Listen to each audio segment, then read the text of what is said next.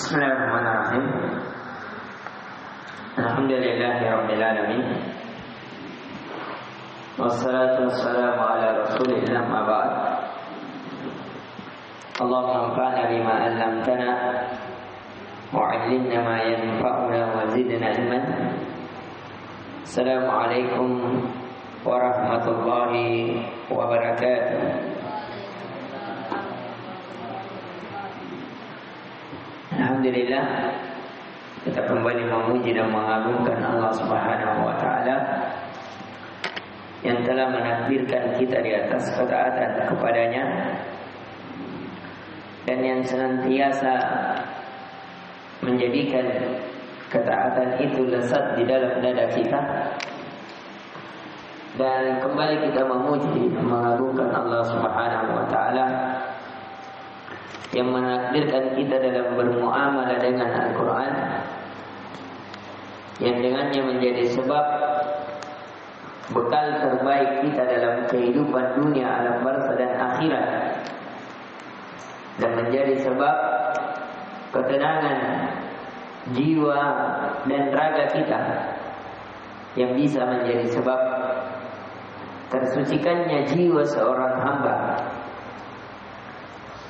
Karena Al-Quran itu membersihkan jiwa seorang hamba, menambah derajat seorang hamba, menjadi sebab kemuliaan seorang hamba.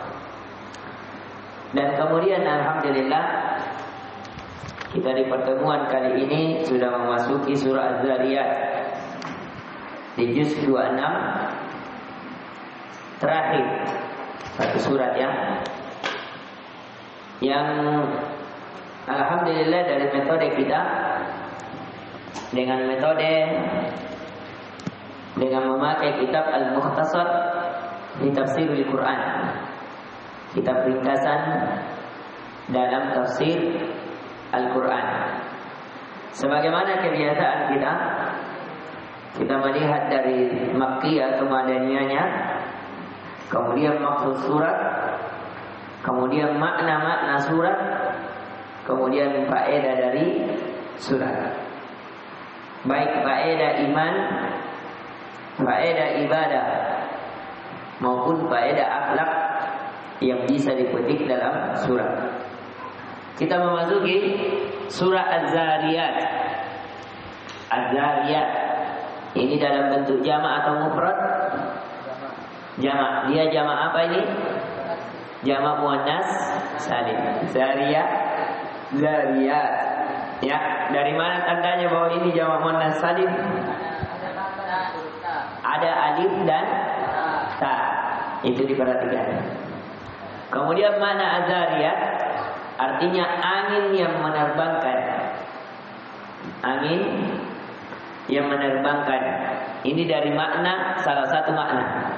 Dan ini makna yang lebih banyak dipilih, karena dari para ulama tafsir memang terjadi beberapa pendapat dari memaknai Az-Zariyat, Al-Hamilat, Al-Jariyat, Al-Muqassimat. Itu semuanya ada makna-makna, ya. Tapi makna yang terkenal ada dua makna, sebagaimana yang akan kita sampaikan. Dan ada yang mengatakan bahwasanya seluruhnya ini berhubungan dengan malaikat, ya. Wazariyat artinya malaikat yang menerbangkan debu-debu. Al-Hamilat malaikat yang bertugas, ya, meniup awan yang berat yang di dalamnya ada hujan. Intinya seluruhnya yang berhubungan dengan malaikat. Akan tetapi kalau kita melihat dari tafsir Al-Mukhtasar, dan begitu pula tafsir Abdurrahman bin Nasir As-Sa'di, yang beliau kuatkan sebagaimana yang dipilihkan oleh Ibnu Jarir At-Tabari hafizahumullah ta'ala, ya, bahwasanya Az-Zariyat adalah angin yang menerbangkan debu, yang anginnya bukan malaikatnya. Itu pendapat yang lebih kuatnya insyaallah ta'ala. Kemudian Az-Zariyat dia termasuk surat Makkiyah. Termasuk surah apa? Makkiyah. Sebagaimana yang telah kita ketahui dan kita ajarkan bahwasanya dari tanda-tanda surah Makkiyah berbicara tentang apa?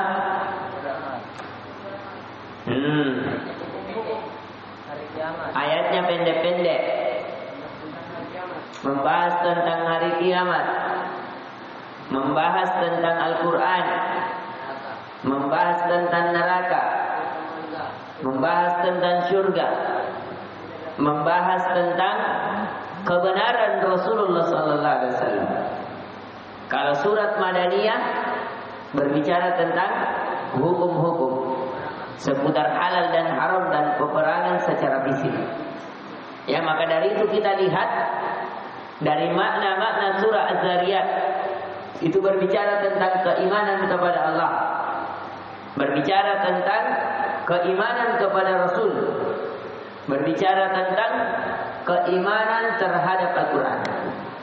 Ya, di sini keimanan kepada Allah baik pada rububiyah, bahwa Allah yang mengatur, Allah yang menguasai, Allah yang memiliki segala sesuatu, baik itu angin, baik itu awan, baik itu hujan, baik itu para kapal-kapal yang bisa berlayar di atas air dengan berat yang sangat berat. Ya, itu semuanya disebabkan rahmat dan karunia Allah kepada manusia.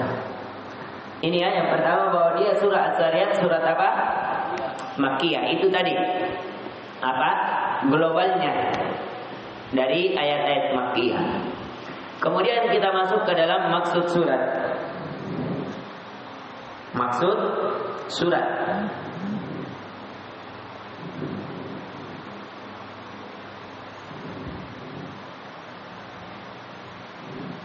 Bahwasanya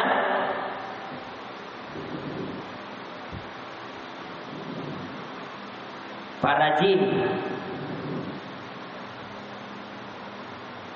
dan manusia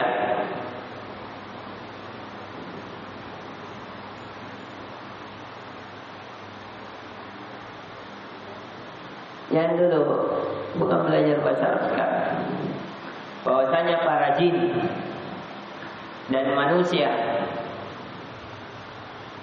asal rezekinya dari Allah Subhanahu wa ta'ala. Bahwasanya para jin dan manusia asal rezekinya dari Allah Subhanahu wa ta'ala semata. Yang kedua,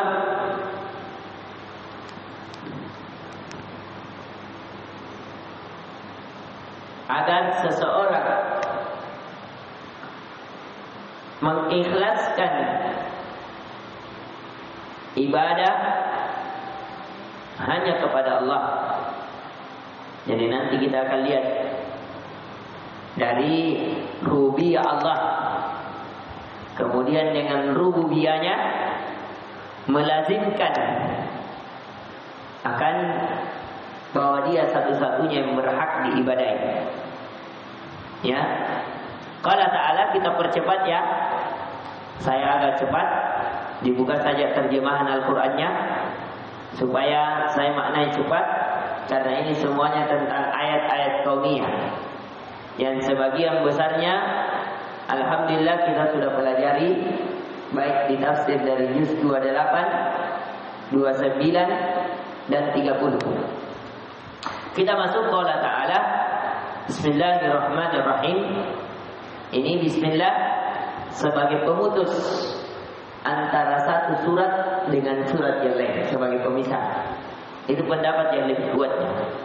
Walaupun sebagian ulama ada yang menganggap bahwa bismillah itu bagian dari ayat, tapi yang lebih kuatnya adalah bismillahirrahmanirrahim adalah suatu ayat yang memisahkan antara satu surat dengan surat yang lain.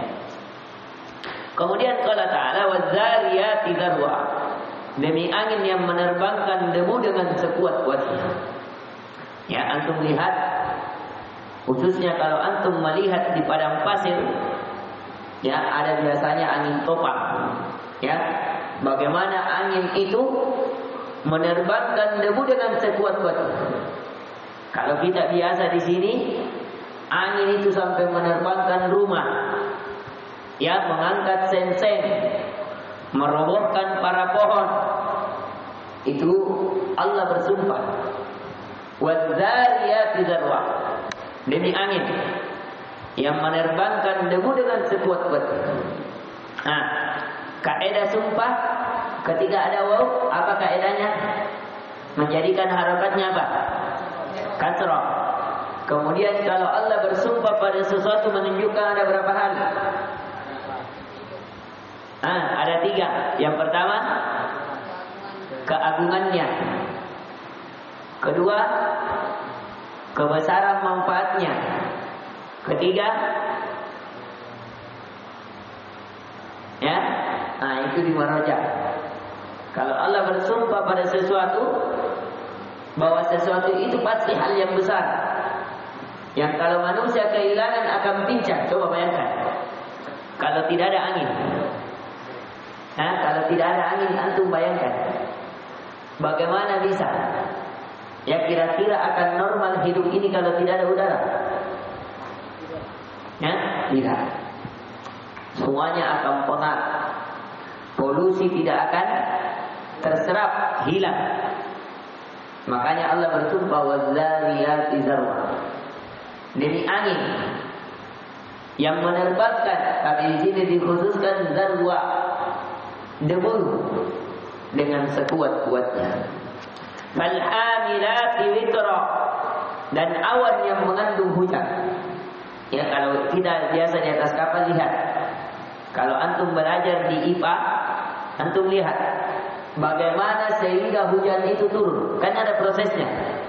Kan adanya pantulan cahaya, kemudian berada di atas awan, yang awan ini menyerap di laut, kemudian terpantunnya cahaya sehingga air terserap, kemudian mengumpal di awan, kemudian awan itu diterbangkan oleh angin di arah mana yang Allah kehendaki, disitulah turun hujan. Ya, sehingga awan ini berat. Bayangkan, coba antum angkat air kalau full di tandonnya RSI hanya 600 liter. Kira-kira kalau antum berogi bisa angkat itu 1 tandon? Coba bayangkan, bisa 1 Makassar disiram pakai awan. 1 Makassar bahkan banjir, kan? Ada yang kayak di blok 10 itu banjirnya 2 meter.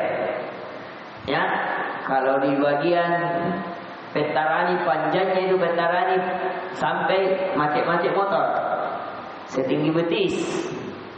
Ya, bayangkan apa yang bawa itu? Awan. Awan yang diterbangkan oleh angin. Betapa beratnya itu. Menunjukkan kuatnya itu angin. Menunjukkan bagaimana kehebatan. Tidak menjadikan terkadang satu tempat hujan, satu tempat tidak hujan. Dengan kebesaran dan kehendak Allah Subhanahu wa taala. Padahal awan itu tidak ada plastiknya. Ya. Di situ kita lihat Allahu Akbar. Betapa maha besarnya Allah. Bahwa betapa maha kuatnya Allah. Allah maha mampu menjadikan sesuatu mungkin, walaupun kalau kita pikir itu tidak mungkin. Maka dari ini, ya, kita melihat bagaimana rububiyah Allah, bahwa Allah mencipta, Allah menguasai, Allah yang mengatur segala sesuatu. Ya, kemudian kata Allah, faljariyati yusra, dan demi kapal-kapal yang berlayar dengan mudah. Coba lihat itu kapal, mudahnya berlayar. Antum kalau lihat itu kapal, berapa ton itu beratnya itu kapal, tapi bisa berlayar di atas laut. Ya, kalau mau dipikir-pikir bagaimana bisa itu, besi atau kayu yang berat akan tetapi bisa berlayar di atas laut. Allah berikan apa? Ilham kepada manusia untuk membuat segitiga, untuk bisa seimbang, untuk dijadikan yang di atas lebih berat, yang di bawah agak kurus, sehingga tekanan ketika tertekan pada air menjadi seimbang, tidak tenggelam. Makanya itu kapal itu modelnya begini, ya, semuanya. Kenapa? Itu ada teorinya.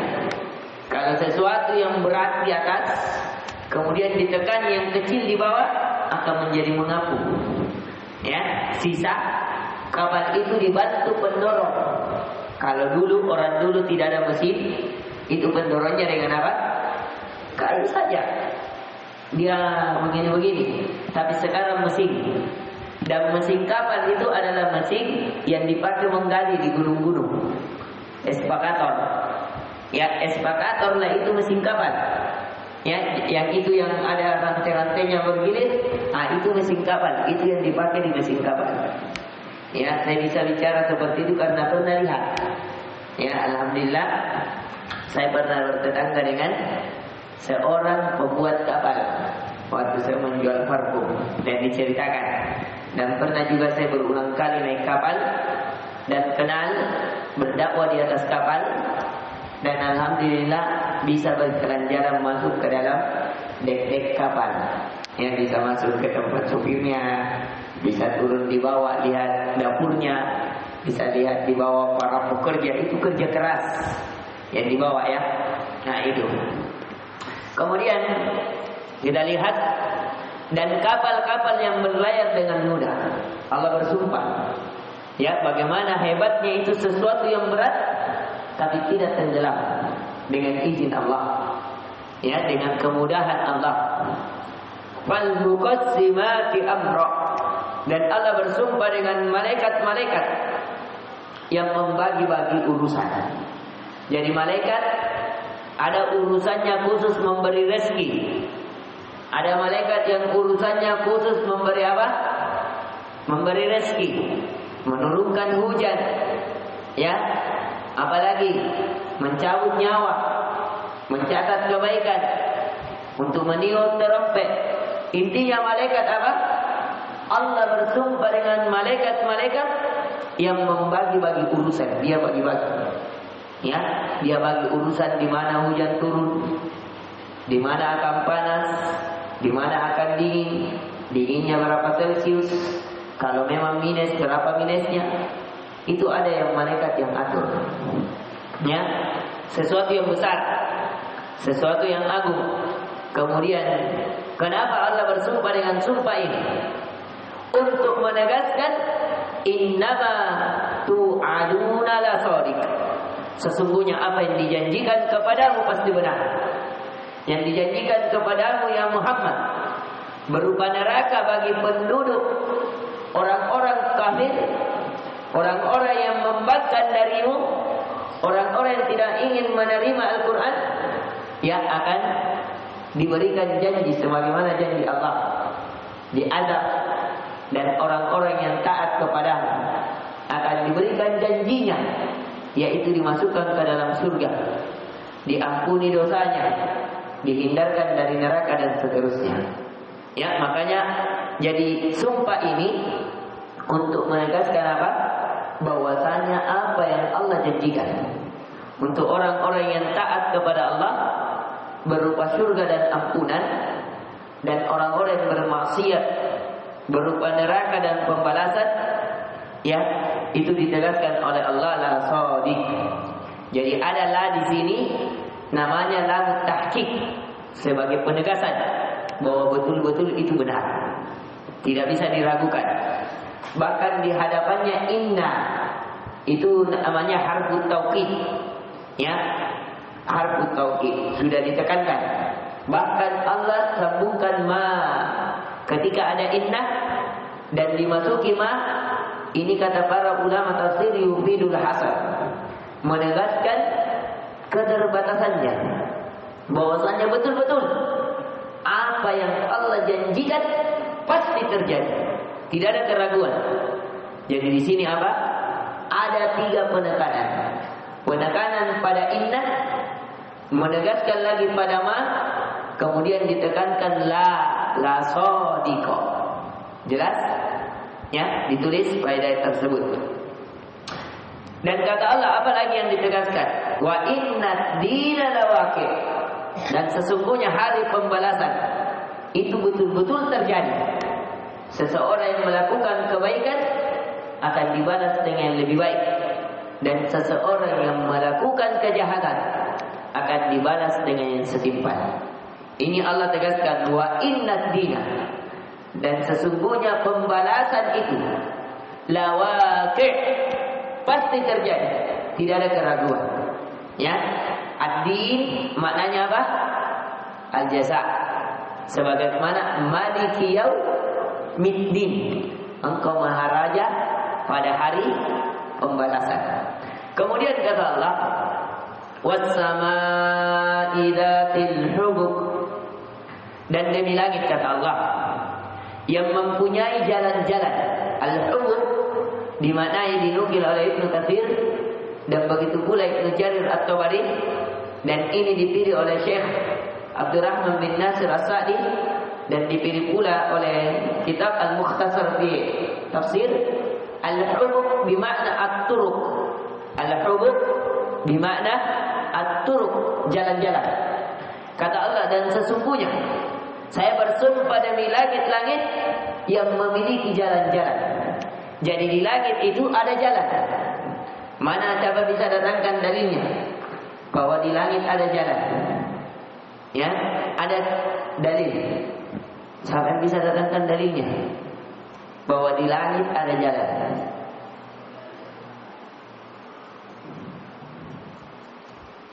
Dalil akal saja.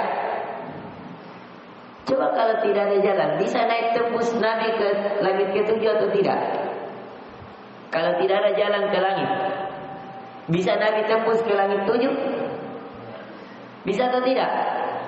Tidak, pasti ada jalan. Sehingga Nabi berjalan, diperjalankan. Apa kata Allah dalam surah Al-Isra? Subhanalladzi asra, itu kata jalan. Maha suci Allah yang telah memperjalankan, ya, siapa? Hambanya, abdihi, yaitu Muhammad. Ya, minal masjidil harami ilal masjidil aqsa alladzi barakna haulahu, yang memperjalankan dari Masjidil Haram ke Masjidil Aqsa yang kami berkahi di sekelilingnya. Jadi Nabi diperjalankan. Setelah itu Nabi dinaikkan ke mana? Ke langit 7. Jadi di langit satu langit itu ada jalan. Makanya Allah bersumpah demi langit yang memiliki jalan-jalan, banyak jalannya. Para malaikat ada yang tembus, para jin ada yang mencuri berita di jalan-jalan langit. Mereka nongkrong di langit-langit curi berita. Akhirnya apa? Mereka dipanah. Itulah panahan-panahan para malaikat dengan memakai apa? Bintang. Ya, sebagaimana yang telah kita jelaskan. Innakum lafi qaulin mukhtalif. Kata Allah, sesungguhnya kalian. Siapa ini kalian? Coba lihat. Innakum. Ini ayat diturunkan di masa siapa? Masanya Nabi. Berarti siapa yang ditunjuk? Orang-orang kafir di masa Nabi. Innakum, sesungguhnya kalian. Lafi, berada dalam qaulin, ucapan-ucapan, perkataan-perkataan mukhtalif, berbeda pendapat. Jadi Allah sudah tegaskan bahwasanya sesungguhnya kalian, wahai para Quraisy, wahai orang-orang Yahudi, orang-orang yang kufur, orang-orang munafik, betul-betul di atas ucapan yang berbeda. Yubaku anhu man ufik, yang dimana dipalingkan daripadanya Rasul dan Al-Quran, orang yang dipalingkan.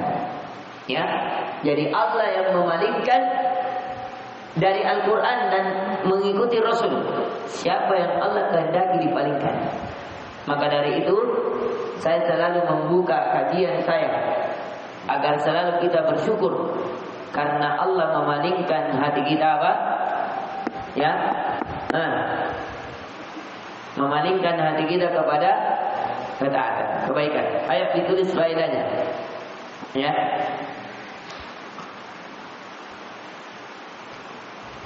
Kutilal kharrasun. Kata Allah, terlaknatlah, terkutuklah orang-orang yang banyak berdusta. Pelajaran yang bisa diambil,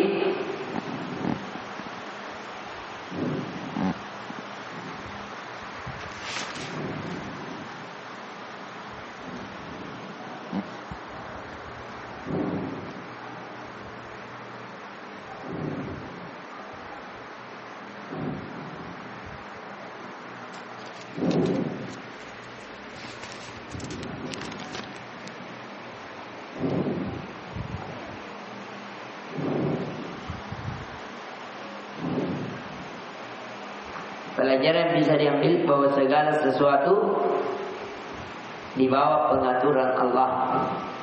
Itu yang pertama.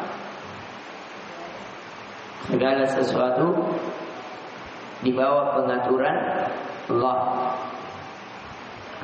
Yang kedua, di bawah pengaturan Allah. Ya, baik itu angin, hujan, awan, kapal-kapal, para malaikat, itu di bawah pengaturan Allah. Pelajaran yang kedua, bahwasanya hari kiamat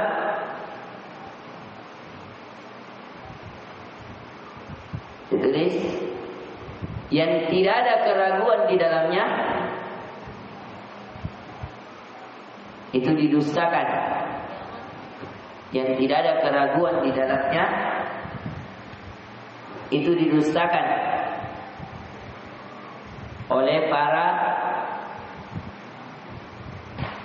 Quraisy, kufar Quraisy.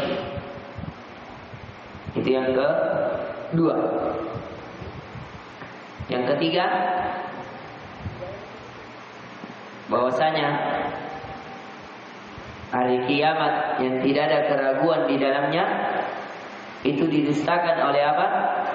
Kafir Quraisy. Yang ketiga, orang kafir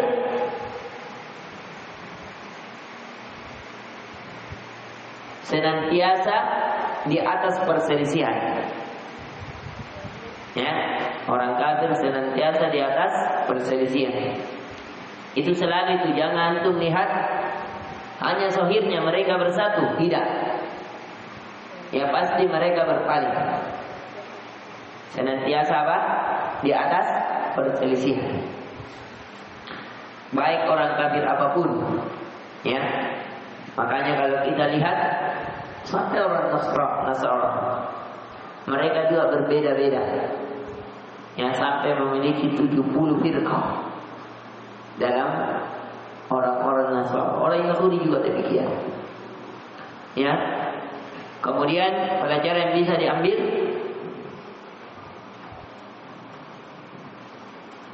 bahwasanya hidayah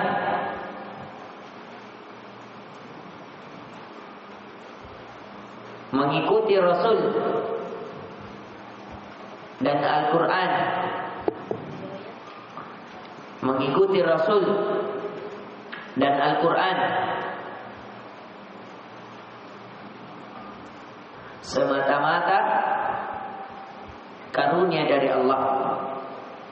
Ya, seseorang tidak bisa memberikan hidayah kepada orang lain agar orang tersebut mengikuti sunnah Rasul, agar orang tersebut mencintai Al-Quran, tidak bisa. Allah tegaskan itu. Innaka la tahdi man ahbabta, walakinnallaha yahdi man yasha. Sesungguhnya engkau Muhammad, ini nabi yang ditunjuk, tidak mampu memberikan hidayah kepada siapa yang engkau cintai. Ayat ini turun ketika Nabi sangat menginginkan pamannya yang berjuang membela agamanya, yang membela jiwa dan raganya dari gangguan orang kafir. Ketika dia sudah sakaratul maut, Nabi menginginkan agar pamannya ini masuk ke dalam Islam.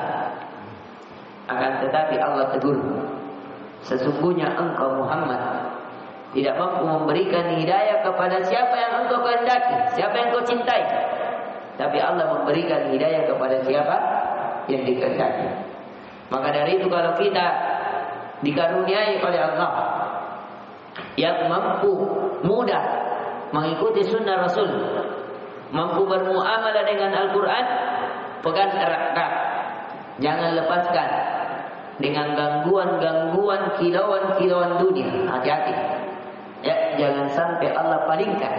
Sebagaimana ini, yufaku anhu man ubik, Allah memalingkan dari mengikuti Rasul dan Al-Quran siapa yang Allah ingin palingkan. Dan Allah Maha Adil, siapa yang berpaling, Allah akan berpaling. Siapa yang mendekat, Allah akan lebih mendekat. Sebagaimana hadis qudsi, kata Nabi sallallahu alaihi wasallam, Allah azza wa jalla qala, man taqarraba ilayya shibran taqarrabtu ilaihi zira'an. Siapa yang mendekat kepadaku sejengkal, maka saya akan mendekat kepadanya sehasta. Ini janji Allah. Kemudian kata Allah, Qutilal kharrasun, terkutuklah orang-orang yang banyak berdusta dari orang Yahudi yang berdusta atas nama ayat-ayat Allah. Ya, yuharrifuna, mereka mengubah ayat-ayat Allah. Kemudian dari orang-orang Nasara, dari orang-orang yang menjual ayat-ayat Allah, dari orang-orang kafir Quraisy. Kemudian kata Allah, terkutuklah orang-orang yang banyak berdusta. Alladzina hum fi ghamratin sahun, yaitu orang-orang yang terbenam dalam kebodohan lagi lalai. Ini juga ya ancaman bahwasanya orang yang berdusta itu menunjukkan ada sifat kebodohan, bodoh terhadap hari akhirat, bodoh terhadap bahwasanya Allah akan menanyakan segala kelakuannya. Maka Allah katakan, celaka orang-orang yang bodoh lagi-lagi. Yang maka dari itu terus belajar, terus mengingat Allah, karena Allah mengatakan terkutuklah, kutilah, ya, celakalah, terlaknatlah orang-orang yang suka berdusta. Yang kedua suka di atas kebodohan. Yang ketiga lagi, nah ditulis, ya,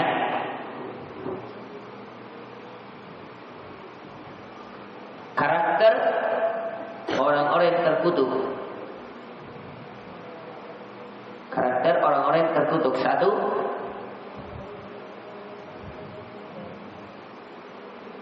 banyak berdusta.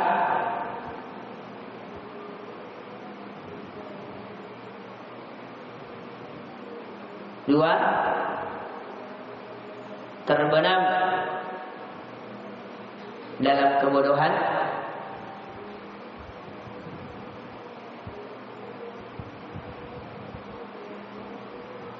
Tiga, kasih garis saja supaya tidak capek menulis. Terbenam dalam kelalaian.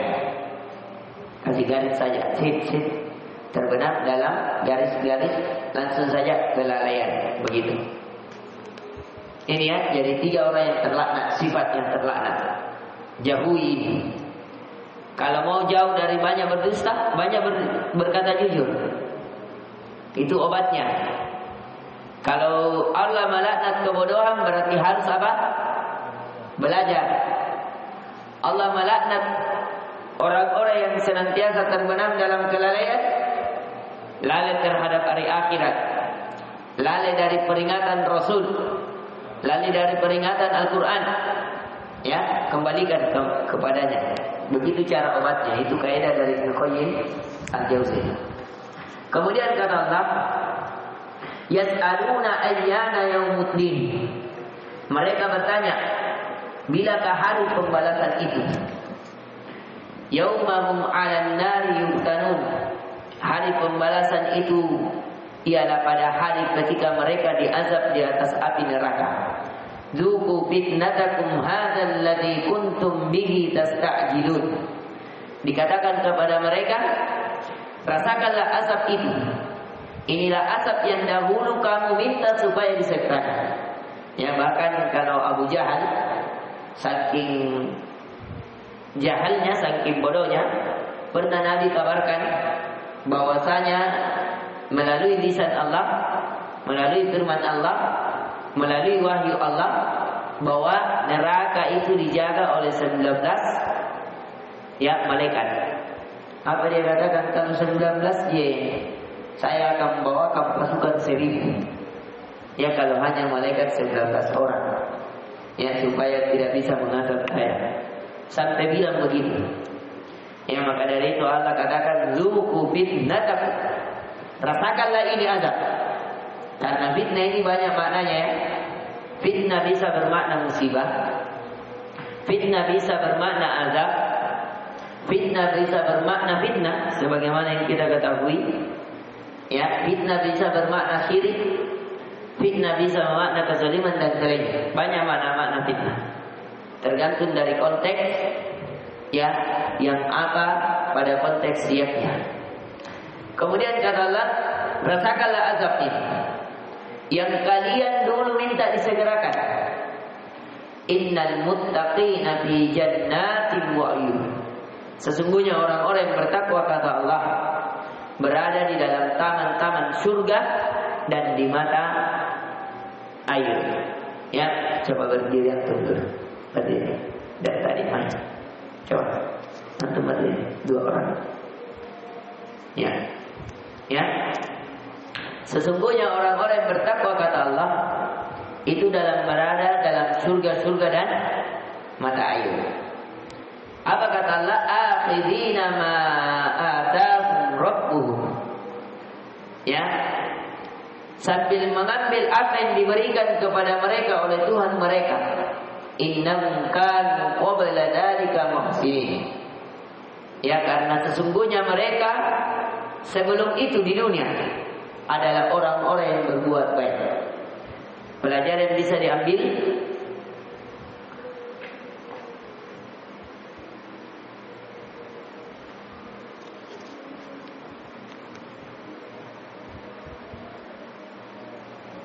orang yang bertakwa disediakan kebun-kebun dan mata air.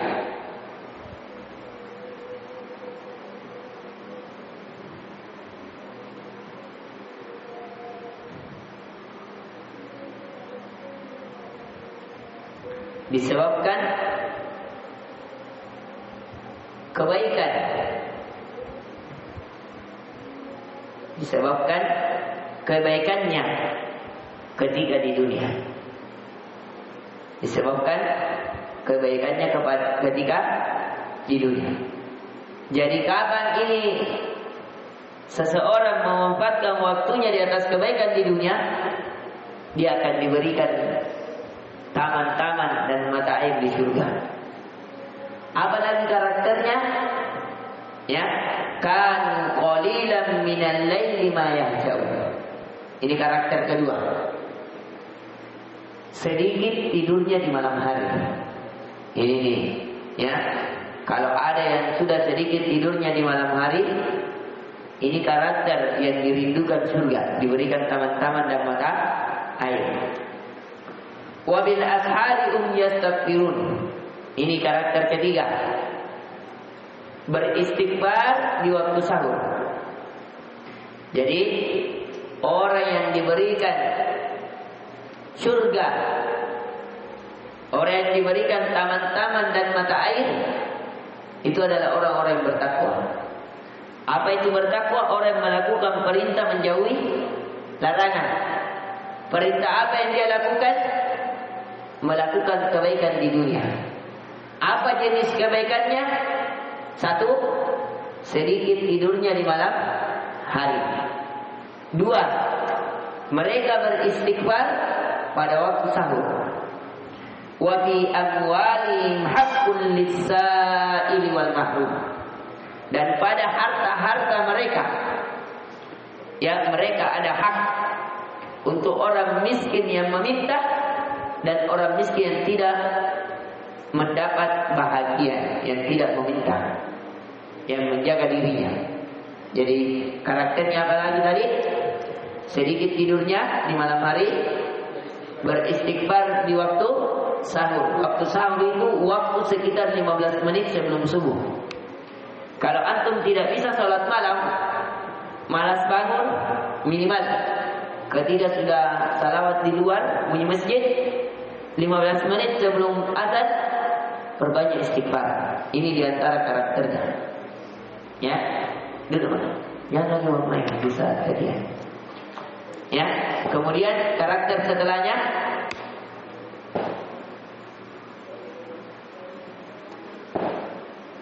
menginfakkan hartanya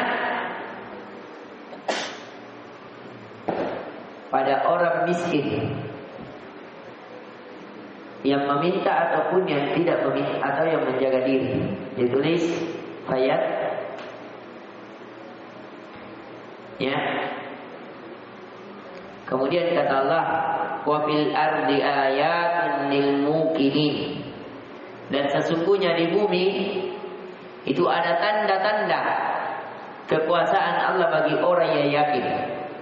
Ya, banyak sekali tanda di muka bumi. Bahkan kata para ulama, fi kulli ayatin ayatun li'annahu wahid. Itu saja kaidahnya, bahwa segala tanda itu adalah tanda bahwasanya dia adalah satu-satunya pemilik, penguasa, pengatur yang berhak diibadahi, yang berhak bersandar seseorang kepadanya.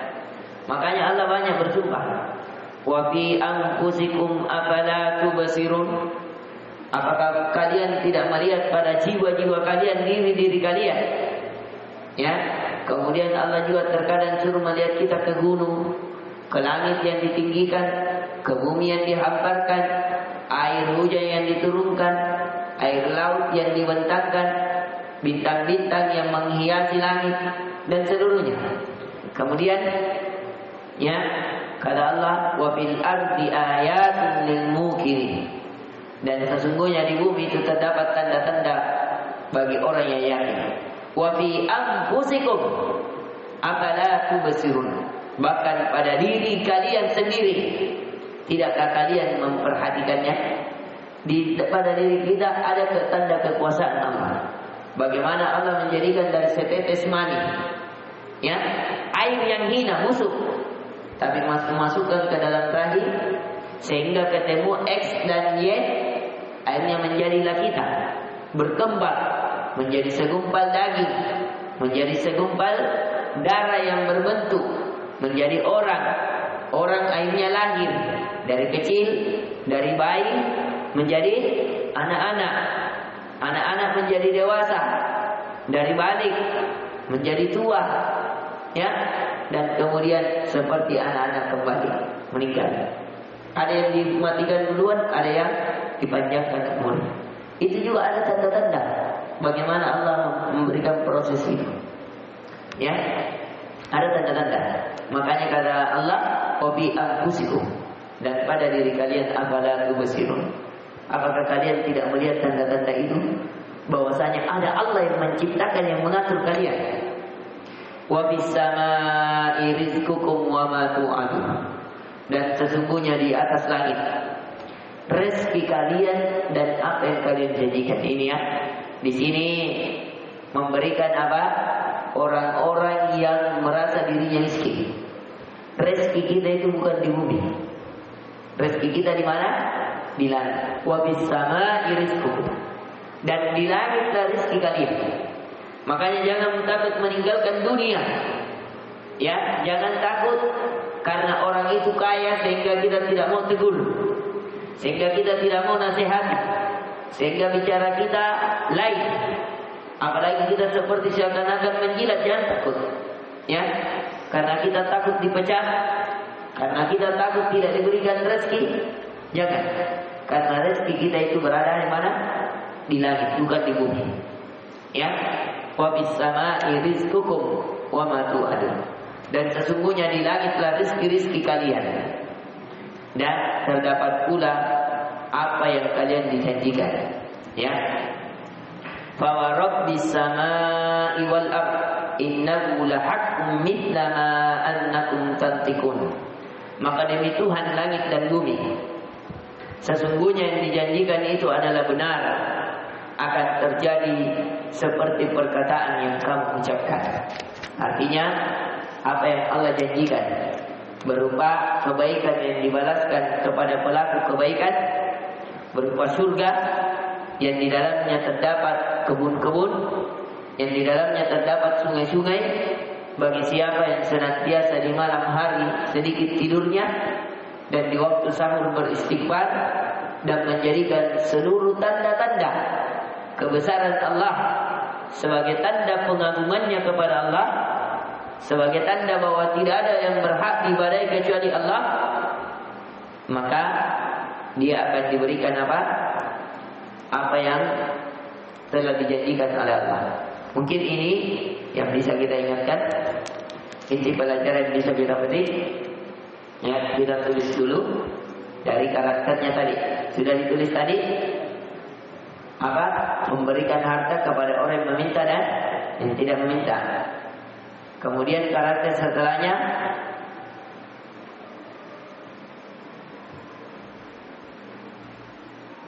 menjadikan seluruh tanda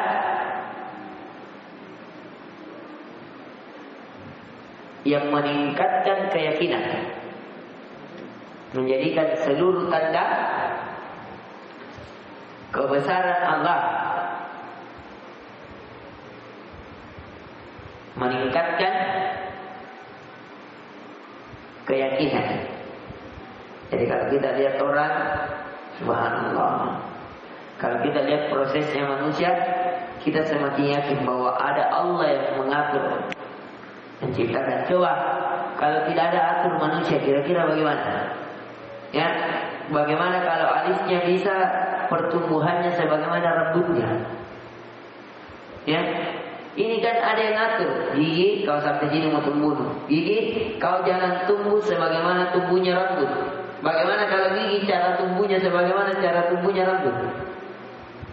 Ya, kira-kira di mana kita mau potong gigi terus? Kalau bicara tumbuhnya ini gigi sebagaimana cara tumbuhnya rambut, itu kan ada ukurannya. Siapa yang ukur? Allah. Ya, bagaimana itu bulu mata tidak sepanjang juga bulu rambut? Itu kan ada yang atur, ada yang model. Bagaimana kira-kira kalau hidup itu bukan model bawah, Allah balik model atas? Kira-kira bagaimana jadinya? Kalau turun hujan tak bersih-bersih, bersih-bersih orang. Itu kan ada atur. Allah yang atur bahwa hidup kau modelnya model ke bawah. Ya, mata kau disimpan di sini. Bagaimana coba? Kalau hidup disimpan di pantat, kira-kira bagaimana? Ya, kira-kira pintu kau langsung di hidung, mau bergerak langsung di hidung, kira-kira bagaimana? Itu kan ada yang atur, Allah yang atur. Mulut di sini tempatnya, gigi tumbuhnya begini, hidung di sini, mata di sini, tumbuhnya bulu mata begini, tumbuhnya alis begini, tumbuhnya rambut begini. Itu ada yang atur. Makanya Allah katakan wa fi anfusikum, pada diri kalian. Afala tubsirun? Tidakkah kalian melihatnya? Bagaimana Allah menciptakan kalian dengan sempurna? Ya, bagaimana proses kejadian kalian? Itu lihat, supaya kita semakin yakin bahwa ada Allah yang mengatur, yang memiliki, yang menguasai, yang berhak untuk kita beribadah hanya kepada. Ini yang bisa kita berikan. Semoga memberikan manfaat. Subhanallah wa bihamdik, asyhadu an la ilaha illa anta, astaghfiruka wa atubu ilaik. Assalamualaikum warahmatullahi wabarakatuh.